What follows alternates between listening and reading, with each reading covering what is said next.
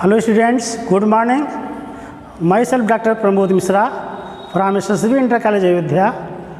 I will teach you first chapter biology, that is fundamental unit of life. Students, what do we mean by cell? First of all we know that what to mean by the cell. जिस प्रकार से building को बनाने के लिए ईंट की आवश्यकता होती है, ठीक उसी प्रकार से किसी भी बॉडी को बनाने के लिए सेल्स की आवश्यकता होती है। तो इस प्रकार से सेल की डिफिनीशन क्या हुई? Cell is the basic structural and functional unit of life. All the metabolic activities are performed by the cells and the aggregate effect of these metabolic activities is converted to the process of life. छोटी क्लासों में तुम पढ़ चुके हो cell के group को tissue कहते हैं, और टिश्यू क्या बनाती है? ऑर्गेन, और ऑर्गेन मिलके क्या बनाते हैं? Organ system. और तमाम ऑर्गेन सिस्टम जब एक साथ हार्मोनिक वे में वर्क करते हैं तो हो जाता है बॉडी का निर्माण होता है। We will know there are two types of the organisms on the basis of cell, unicellular and multi cellular.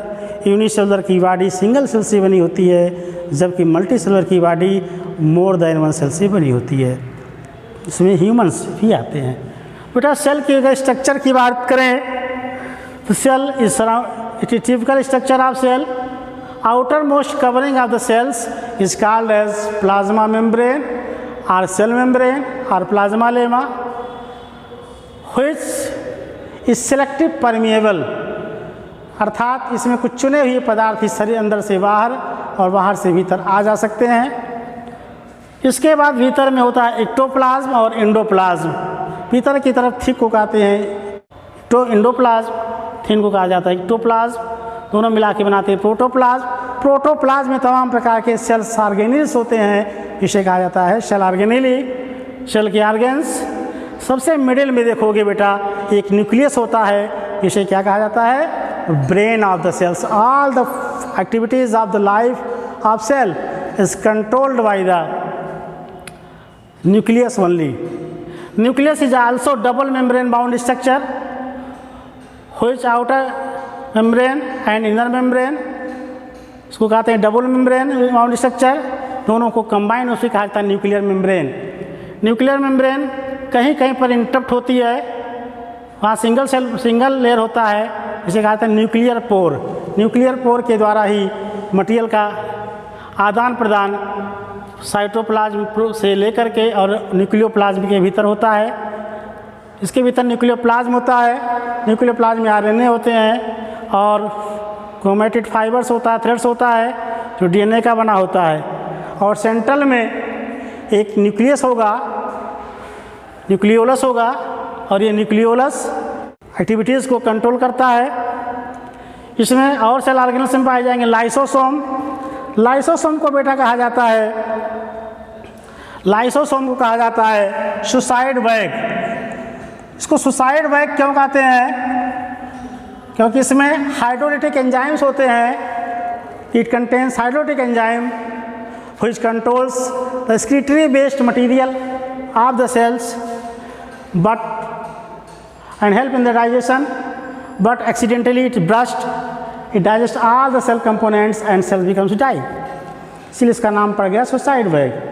यहाँ तुम देख रहे हो एक डबल मेम्ब्रेन स्ट्रक्चर और मिल रहा है, इसे कहते हैं माइटोकॉन्ड्रिया। माइटोकॉन्ड्रिया की दो लेयर है, आउटर लेयर और इनर लेयर। इनर लेयर भीतर की तरफ धसी हुई है, इसमें जगह जगह पर स्मॉल इस तरह से स्ट्रक्चर पाया जाएगा और इसे कहा जाएगा क्रिस्टी। क्या कहेंगे इसको? क्रिस्टी कहेंगे। इसी में इलेक्ट्रॉन ट्रांसपोर्ट सिस्टम ETS चलता है और इसका नाम होगा क्रिस्टी।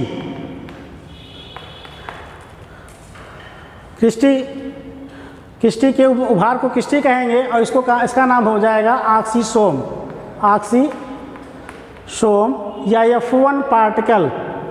इनर लेयर को क्रिस्टी कहते हैं और क्रिस्टी पर ऑक्सीसोम पाया जाएगा और F1 पार्टिकल्स ये बेस कहलाता है और ये हेड होता है। माइटोकॉन्ड्रिया को powerhouse of the cell क्यों कहते हैं? क्योंकि इलेक्ट्रॉन ट्रांसपोर्ट सिस्टम के द्वारा, क्रेब्स साइकिल के द्वारा एटीपी का निर्माण इसी में होता है। तो ऑल एटीपी का नाम पूरा होता है एडिनोसिन ट्राईफॉस्फेट। एटीपी का पूरा नाम है adenosine triphosphate, ATP, adenosine triphosphate. ये बेटा एनर्जी करेंसी कहलाता है, और एनर्जी करेंसी ही जो है किसी भी लिविंग बॉडी के लिए एक प्रकार का मुद्रा के रूप में कार्य करता है, जो बॉडी को मेटाबॉलिक एक्टिविटी के लिए एनर्जी प्रोवाइड करता है। ये आप देख रहे हो endoplasmic reticulum, ER means endoplasmic reticulum. इसके ऊपर छोटे छोटे दाने समान संरचनाएं पाई जा रही, इसको राइबोसोम कहते हैं। राइबोसोम में प्रोटीन का सिंथेसिस होता है, इसलिए इसको राइबोसोम को कहा जाता है protein factory. Protein factory. Endoplasmic reticulum दो प्रकार का, अगर ये मिलेगा राइबोसोम तो रफ कहलाएगा, रफ इंडोप्लाज्मिक रेटिकुलम। अगर नहीं मिलेगा तो ये सीआर स्मूथ इंडोप्लाज्मिक रेटिकुलम, और इसे इस प्रकार का ऐड करता है साइटोस्केलेटन की तरीके से, और एक चैनल प्रोवाइड करता है न्यूक्लियस से आउटर सराउंडिंग मीडियम के लिए, पदार्थों के आने जाने के लिए। एक टिपिकल हमने सेल बनाया है animal cell. It is a typical animal cell, typical animal cell.